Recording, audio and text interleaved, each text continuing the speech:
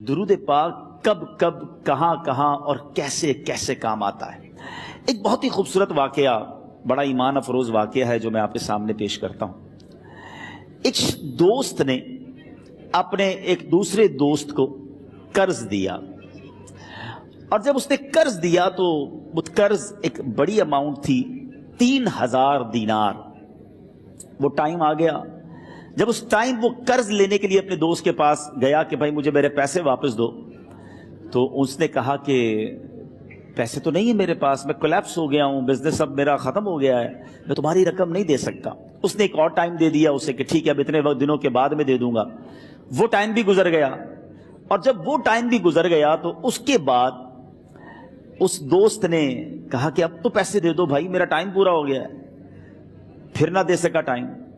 آخر کار معاملہ جو ہے وہ کورٹ میں چلا گیا، قاضی کے پاس چلا گیا۔ اب قاضی نے جس کو پیسے دینے تھے اس کو بلایا اور کہا کہ بھائی آپ کو اس کے پیسے دینے ہیں؟ کہتا ہے ہاں پیسے تو دینے ہیں۔ تو کہا پھر دیتے کیوں نہیں ہو؟ کہا پیسے ہیں ہی نہیں، کاروبار ہی ختم ہو گیا ہے، قرضہ تو لیا تھا، اب میرے پاس بچا ہی کچھ نہیں ہے۔ تو کہا اچھا اب یہ بتاؤ کہ کب دو گے، کیسے دو گے؟ اس نے کہا بس میرے پاس پیسے ہی نہیں ہیں۔ تو کہا اب تمہارے پاس 30 دن کا ٹائم ہے، 30 ڈیز میں یا تو اس کے پیسے لوٹا دو یا 30 دن کے بعد تمہیں قید کر دیا جائے گا۔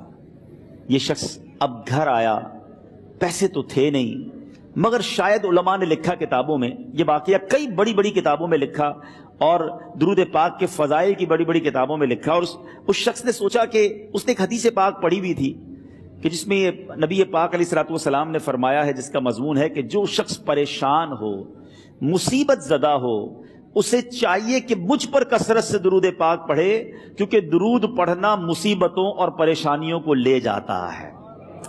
اب اس عاشق رسول نے سوچا اور تو کچھ ہے نہیں، اب میں درود پاک پڑھنا شروع کرتا ہوں۔ صبح سے لے کر شام تک وہ درود پاک پڑھنے لگ گیا۔ 27 دن گزر گئے، only 3 days left، 3 دن باقی تھے قاضی کے پاس جانے میں۔ 27 دن گزر گئے درود پڑھتے پڑھتے۔ جب 28ویں رات آئی تو آنکھیں تو بند ہوئیں، مگر خواب میں اسے ایک آواز آئی، گھبراؤ نہیں، تمہارا قرضہ ادا کر دیا جائے گا، تمہارا مسئلہ سالو ہو جائے گا۔ صبح اٹھتا ہے، درود پاک پڑھ رہا ہے، مگر کہتا ہے یہ آواز سے تو مسئلہ حل نہیں ہوگا، پیغام کیا ہے اسے سمجھ نہ آیا۔ 28واں دن گزر گیا، 29ویں رات آ گئی، مگر اب آنکھیں بند ہوئیں اور قسمت جاگ اٹھی۔ نبی پاک صاحب لولاک صلی اللہ تعالیٰ علیہ وسلم خواب میں تشریف لائے، اور پیارے آقا صلی اللہ تعالیٰ علیہ وسلم نے فرمایا گھبراؤ نہیں، علی بن عیسیٰ وزیر کے پاس جاؤ، وہ تمہارا قرضہ ادا کر دے گا۔ اب یہ عاشق رسول صبح اٹھا تو ویری فریش، حشاش بشاش کہ اب تو کام ہو گیا، نبی پاک نے خواب میں آ کر بشارت دی ہے۔ مگر پھر ذہن میں سوال آیا کہ علی بن عیسیٰ کے پاس جاؤں گا تو ثبوت کیا ہے، پروف کیا ہوگا؟ میں جا کر اس کو کہوں گا کہ میرا قرضہ دے دو تو ایسے تو قرضہ نہیں دے دینا، اور میں نے اس کو کہا کہ مجھے نبی پاک نے خواب میں کہا ہے، اور اس نے اگر مجھ سے کوئی نشانی مانگی تو میں نشانی کیا دوں گا؟ آخری دن تھا، 29واں دن تھا، وہ بھی درود پڑھتے پڑھتے گزر گیا۔ 30th نائٹ آ گئی، صبح وہ دن ہے جب عدالت میں جانا ہے۔ اب اس رات پھر نبی پاک علیہ الصلوۃ والسلام خواب میں تشریف لائے، اور آقا علیہ الصلوۃ والسلام نے فرمایا کہ علی بن عیسیٰ وزیر کے پاس جاؤ، وہ تمہارا قرض ادا کر دے گا۔ کہ حضور چلا تو جاؤں گا، لیکن اگر وزیر نے مجھ سے کوئی نشانی طلب کی تو میں کیا جواب دوں گا؟ پیارے آقا علیہ الصلوۃ والسلام نے کمال کا ارشاد فرمایا کہ علی بن عیسیٰ سے کہنا کہ تم روزانہ فجر کی نماز کے بعد 5000 بار درود پاک پڑھتے ہو، یہ راز فقط تم جانتے ہو اور تمہارا رب جانتا ہے۔ اب یہ جب صبح اٹھا تو ایک نشانی بھی مل چکی تھی۔ عدالت میں جانے سے پہلے وزیر کے دربار میں پہنچ گیا، اسے یہ ڈر تھا کہ آج پیسے نہ لوٹائے تو سزا ہو سکتی ہے۔ جب وزیر کے دربار میں پہنچا تو وزیر اپنے مشیروں کے ساتھ بیٹھا تھا۔ کہا مجھے آپ سے بات کرنی ہے۔ کہا بتاؤ کیا بات کرنی ہے؟ کہا میں ایک پیغام لایا ہوں آپ کے لیے۔ اچھا کس کا پیغام لائے ہو؟ کہا میں نبی پاک جناب محمد مصطفیٰ صلی اللہ تعالیٰ علیہ وسلم کا پیغام لایا ہوں۔ وہ عاشق رسول وزیر تھا، کہتا بتاؤ میرے آقا نے کیا پیغام دیا ہے؟ کہ حضور میں 3000 دینار کا مقروض ہوں، آج آخری دن ہے اور میرے آقا نے مجھے بشارت دی ہے کہ آپ سے کہوں کہ آپ میرا قرض ادا کر دیجئے۔ علی بن عیسیٰ کہتا ہے کوئی ثبوت ہے آپ کے پاس؟ ہے کوئی دلیل بھی ہے آپ کے پاس؟ میں کیسے مان لوں کہ آپ کو نبی پاک علیہ الصلوۃ والسلام نے بھیجا ہے؟ عاشق رسول کہتا ہے خالی ہاتھ نہیں آیا، میرے آقا نے مجھے دلیل بھی عطا فرمائی ہے، مجھے ایک ایویڈنس بھی دیا ہے، اور پروف یہ ہے حضور کہ آپ روزانہ صبح فجر کی نماز کے بعد نبی پاک صلی اللہ تعالی علیہ وسلم کی بارگاہ میں درود و سلام کا نذرانہ پیش کرتے ہیں۔ جب تک 5000 کا عدد پورا نہیں ہوتا آپ اس وقت تک کسی اور سے بات نہیں کرتے، اور اے وزیر صاحب یہ رات صرف آپ کو پتا ہے اور آپ کا رب جانتا ہے۔ اللہ اکبر! وہ وزیر تو جس کو کہے نا جھوم اٹھا، ایسا عاشق رسول وزیر تھا جو روزانہ صبح 5000 درود پڑھتا ہو، اس کی تو عید ہو گئی نا۔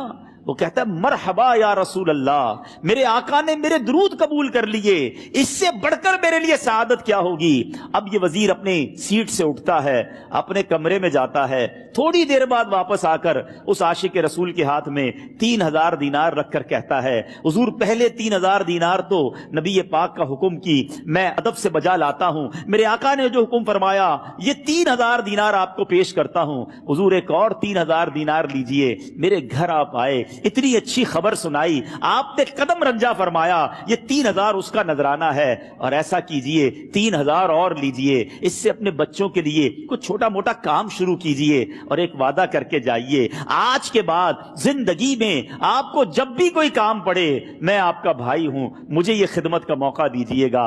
اللہ اکبر! وہ مقروض جو ایک رات پہلے 3000 دینار کا مقروض تھا، ہو سکتا ہے اس کے بیک آف مائنڈ یہ بھی چل رہا ہو کہ اب شاید کل میں نے جیل میں جا کر عدالت میں جا کر گرفتاری دے کر جیل میں جانا ہے، مگر اب 9000 دینار ہاتھ میں ہیں۔ عاشق رسول جھومتا ہوا نبی پاک کی یاد میں گھومتا ہوا اب عدالت میں پہنچا۔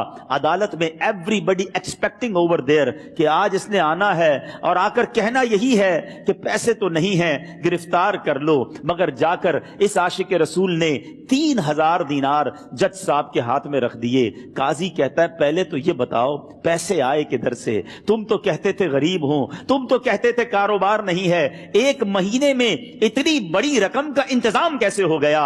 سبحان اللہ! اس عاشق رسول نے گویا زبان حال سے یہ کہا ہوگا کہ یہ تو کرم ہے ان کا، ورنہ مجھ میں تو ایسی بات نہیں، اتنا دیا سرکار نے مجھ کو، اتنی میری اوقات نہیں۔ اس نے وہ پورا واقعہ بھری عدالت میں سنا دیا۔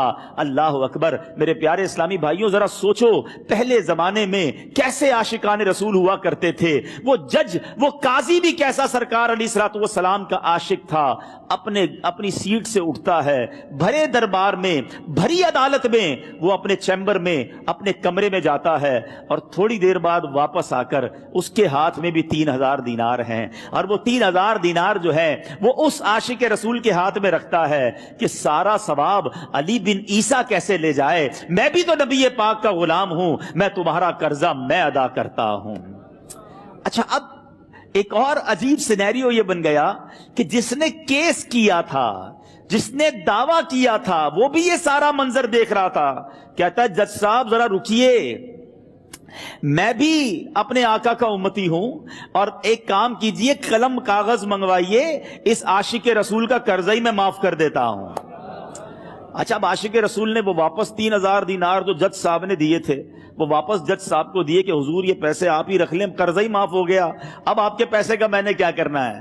جج صاحب کہتے ہیں جو پیسے نبی پاک کے نام پر نکالے ہیں اب مجھے واپس نہیں چاہیے، یہ بھی تم اپنے ساتھ لے جاؤ۔ اللہ اکبر! میرے میٹھے اسلامی بھائیوں، وہ عاشق رسول ایک رات پہلے 3000 دینار کا مقروض ہے، اب 12000 دینار لے کر گھر کو واپس جا رہا ہے۔ اس ایک واقعے کے اندر جو ہم سب کے لیے درس ہے، جو ہم سب کے لیے پیغام ہے، شاعر لکھتے ہیں نا، دکھوں نے تم کو جو گھیرا ہو تو درود پڑھو، دکھوں نے تم کو جو گھیرا ہو تو درود پڑھو، جو حاضری کی تمنا ہو تو درود پڑھو۔ آج ہم بہت ساری پرابلمز میں ہوتے ہیں، یہاں بھی ہو سکتا ہے میرا کوئی بھائی بیمار بیٹھا ہو،